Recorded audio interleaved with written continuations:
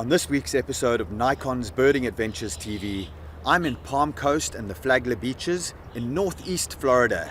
And on this week's show, we're going to go in search of the multitude of birds from the big to the small, from great horned owls and bald eagles right down to our golden bird for this episode, the painted bunting. Let's go birding.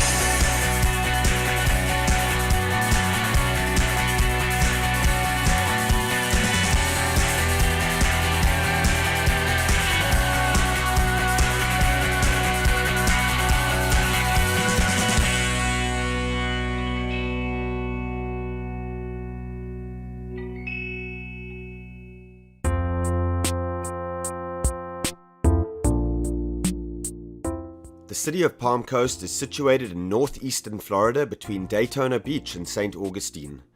Every year around early February, the city hosts the Birds of a Feather Fest, which features excellent speakers, productive field trips, and informative classroom presentations on a whole range of subjects from birds to butterflies. We were anxious to explore the area, so we visited during Feather Fest time to take advantage of the stunning weather. First up was something I've never done before, birding by mountain bike. Mountains in Florida? This I've got to see. Tony, you must be the bicycle doctor. Yes, I am. How you doing? Nice to meet you, buddy. Nice This is my to meet friend you. Sean here. Sean, nice to James, meet you. Nice to meet you. So what's the deal today? Well, we're going to try out this trail here. It's called Malacompra. It's about 3-4 years old. A group of us in town built it. Sounds All right? great. So hook me up. What do I need? Okay, you got your bike here. You got your helmet. We'll take it easy at first. Ooh, a Cannondale. Now, this is a good bike, right? Yeah, it's good stuff. Okay. It's going to be a pretty technical trail, so we'll see how you do. All right. Sounds good. I've got this thing on the right way, correct? Yes, you do. All right. All right, so I'll follow you guys. Okay, let's go. Right, let's go biking.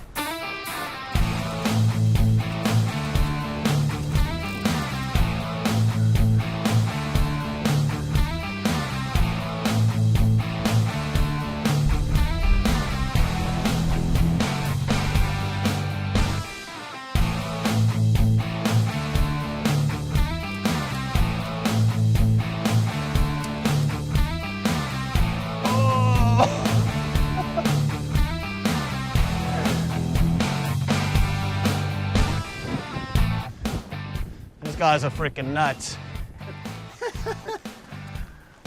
When can we stop and do some birding, please?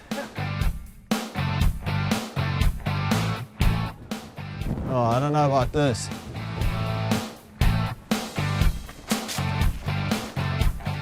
didn't even see that. It was like,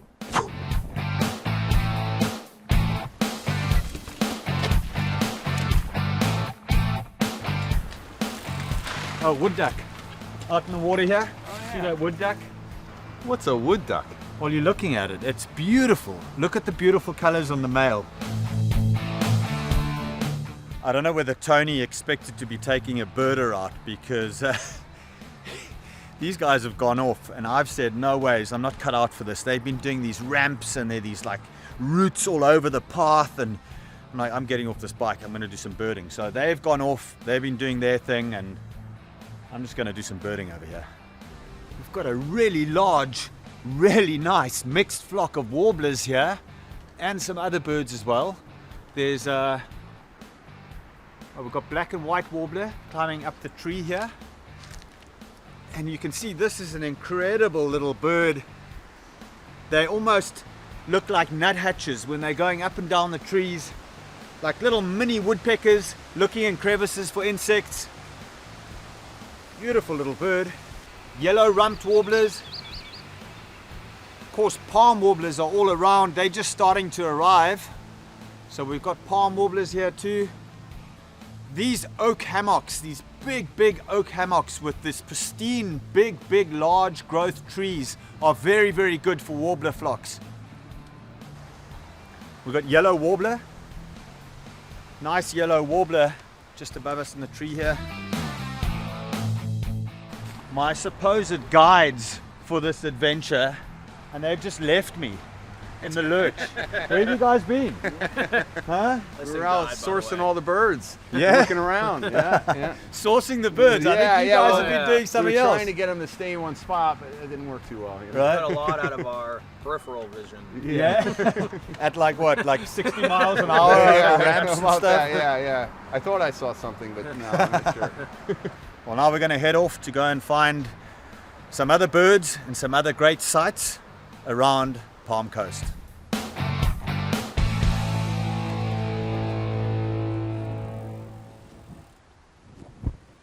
This Birding Adventures episode is powered by Nikon, your world leader in optics since 1917, and sponsored in part by the city of Palm Coast. Find your Florida.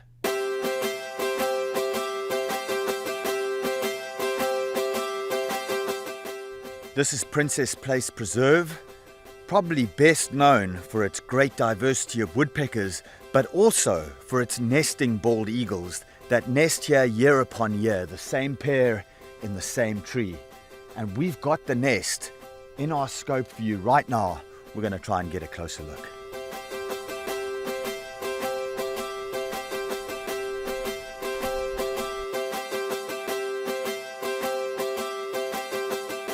We've got both parents on the nest here, and you can see the father is just getting up, ruffling his feathers now. He's smaller in size. That's how you can tell the difference between male and female. Oh, he just took off, flew off from the nest, and he's probably gone out hunting. And she's sitting there, she's looking down at something in the nest. There's a little head popping up. They've got a tiny little baby. This chick has got to only be days old, a little fluffy ball. You can see the mother just touching bills with the tiny baby, their new arrival for this year. Bald eagles build the largest known tree nests out of any animal on Earth, up to 13 foot deep, 8 foot wide, and weighing up to a ton in weight. These are absolutely massive nests, and the size of the nest grows year upon year. So as those eagles nest season upon season, they'll add to it, and it'll grow in size and depth every year. It's quite incredible to think that in the 1950s, there were only about 400 nesting pairs of bald eagles left throughout the United States of America and North America. And today they've rebounded, and in 2007 they were taken off the endangered list. Today, Florida, along with Minnesota, enjoy the healthiest resident breeding populations of bald eagles throughout the United States besides Alaska. There are over 1,000 breeding pairs of bald eagles in Florida today. This is North America's largest true raptor, the bald eagle. Only the golden eagle approaches it in weight. Large female bald eagles can get up to 17 pounds in size, so they are massive regal eagles, and is the proud national bird and national animal of the United States of America. I'm here with Joe and Judy Ziak, and they've been monitoring this eagle nest for the past 18 years. Quite a feat, huh? You're telling me it is, absolutely. We've had a good time doing it, and it's been a productive nest as well. Over that same period of time, they fledged 28 chicks out of that nest, so it's a very productive pair.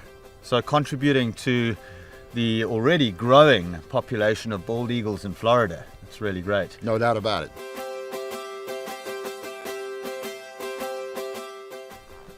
The 1,500-acre Princess Place Preserve is named after a Russian princess that lived here in the late 1800s. Today, this preserve is a very well-known spot to try and find 7 of the 8 commonly occurring woodpeckers in Florida. I've got a pileated woodpecker calling. Another woodpecker just flew in. Right at the top there. Oh, we've got a red-bellied woodpecker that just flew in right next to him. Florida's commonest woodpecker. Red-bellied. Just flew in right next to the pileated. Good comparison of size there. Now we got our third woodpecker of the morning calling here, a downy woodpecker. It's got a very high-pitched whinny call, and it's calling from these trees over here.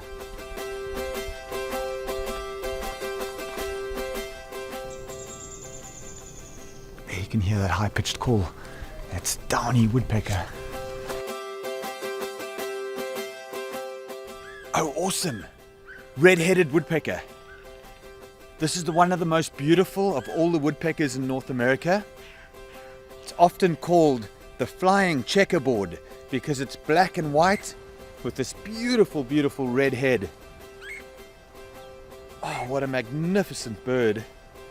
The red-headed woodpecker also holds a special place in Native American culture because the Cherokee used to believe that this bird with its bright red head was a war symbol. So this morning we managed to see 4 of the 7 woodpecker species that can be found here. And those 7 species are red-bellied woodpecker, yellow-bellied sapsucker, northern flicker, hairy woodpecker, downy woodpecker, pileated woodpecker, and of course the beautiful red-headed woodpecker.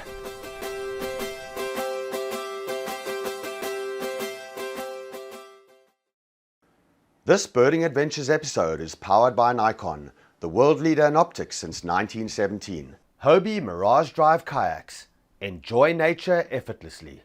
And by Pelagic Polarized Sunglasses. We've had a report from the festival that there's a great horned owl nest close to the high school, the local high school. So we're going to keep our eyes open. Apparently it's in a disused osprey nest and it's early morning now, so we should get some good activity at the nest. This is the time of the year when great horned owls will traditionally breed much earlier than any other raptors. Apparently it's pretty hard to miss, so it should be on the left hand side coming up here. There's a big nest up there, that could be it. Right at the top there, let's check that out. There's a whole lot of crows. Yep, there's looks like a cat in the top of that nest. So that could be our great horned owl. And there's a whole lot of crows mobbing the owl, and this is totally typical for crows to mob great horned owls because crows actually form a really, really big part of the great horned owl diet. Let's go get a look at this owl.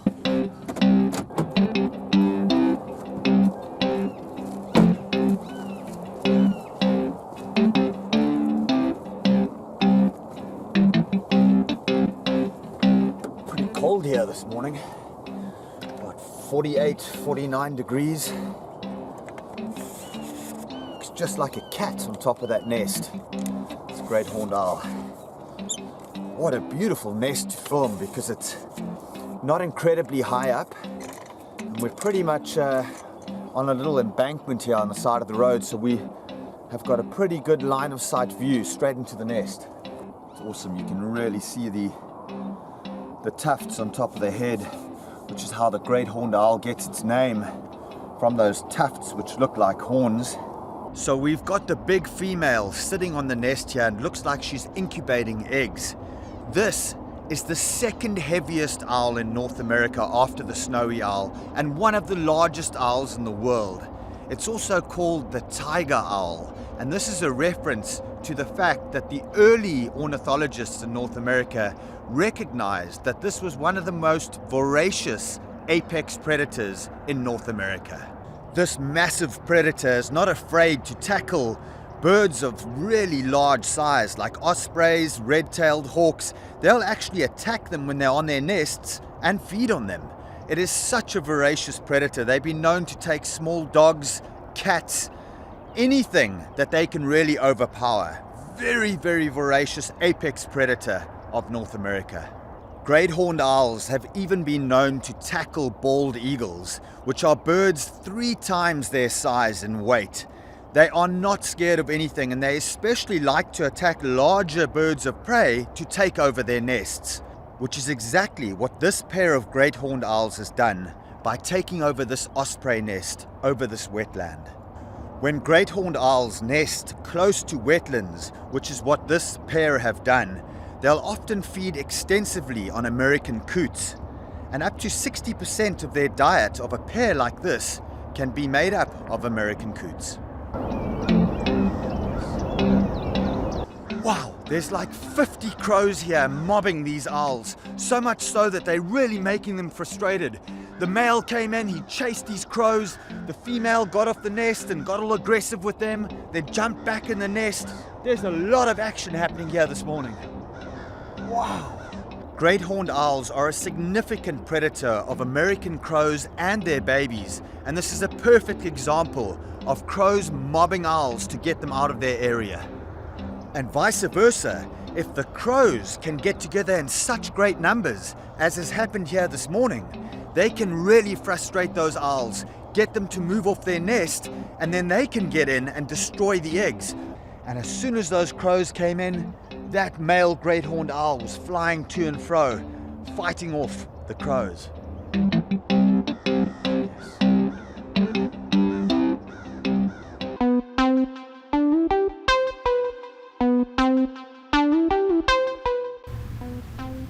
Hawk Creek Preserve State Park has a wonderful trail and boardwalk that winds its way through a beautiful, pristine cypress swamp and semi-deciduous forest. But if you want to see the water birds, it's best to get on the creek itself in a kayak. Let's go see what we can find this morning.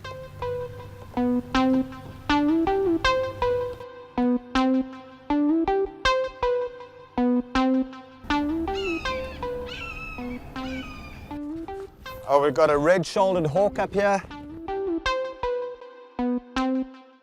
Getting close to birds and wildlife on the water requires stealth. And for me, there's no better way to get close to birds and wildlife on the water than from a kayak. Kayaks can get you into so many different areas: shallow water, canals, sea, ocean, lagoons, creeks like this one that I'm on, where you can get really, really close. I always say that stealth is the best way to be able to get really close.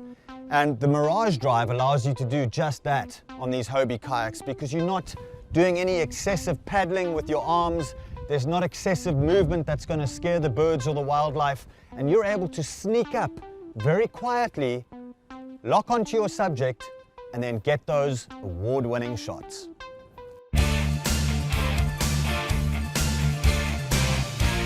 This Birding from the Edge segment is brought to you by Nikon, manufacturers of the Edge line of optics. Oh, ringer! That was a good one.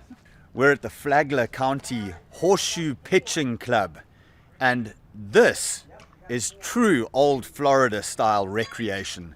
These are one of the only blue clay horseshoe pits in all of Florida. Oh yeah! Ringer! This is Birding from the Edge.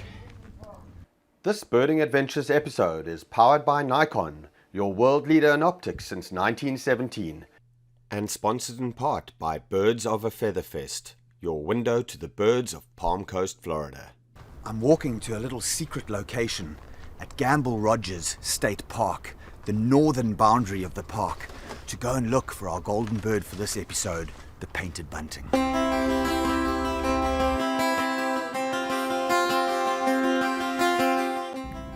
The reason why this is such a good area is that there are houses on the northern boundary of Gamble Rogers State Park, and they put out bird feeders. So we're sitting and waiting here for painted buntings to come in to the surrounding vegetation. Oh, there's one flying in, just to the left. Look at that. Low down, low down. The dark. That's awesome. Beautiful male painted bunting. What a stunning bird. Look at the colors on this bird, nearly every color in the rainbow. Blue, red, green on the back. Oh, what a magnificent bird. And you know, a lot of people think that painted buntings are buntings, but they're not actually true buntings. They are related to the cardinals, and they're part of the cardinal family. Wow. What a beauty this male is. And like most Of the cardinal-like buntings, the males are brightly coloured and the females are very, very drab. Oh, we've got a female coming in, just to the left. You can see the female is a very uniform green colour. And also the young males will look just like the females until they brighten up and get their colouring. Painted buntings are listed as near threatened by the IUCN. And the reason for that is there's been a dramatic decline in their numbers over the years because they are captured in great numbers in their wintering grounds for the cage bird trade. What makes Flagler County and the area around Palm Coast so good for painted buntings is that we're right at the southernmost limit of their breeding range. So over here in Flagler County, these birds, the resident breeding birds, are supplemented by winter birds as well. So you can come here at pretty much any time of the year and be assured of seeing painted buntings. In the summertime, you can see the breeding painted buntings, and in the wintertime, you can see the birds that are overwintering here from further north. Painted buntings range from the eastern seaboard of the United States of America down through the south, and then they winter in the Caribbean and Central America, all the way down to Panama, Costa Rica, and other parts of Central America. Wow, what a beautiful bird. Our golden bird for this episode, the painted bunting.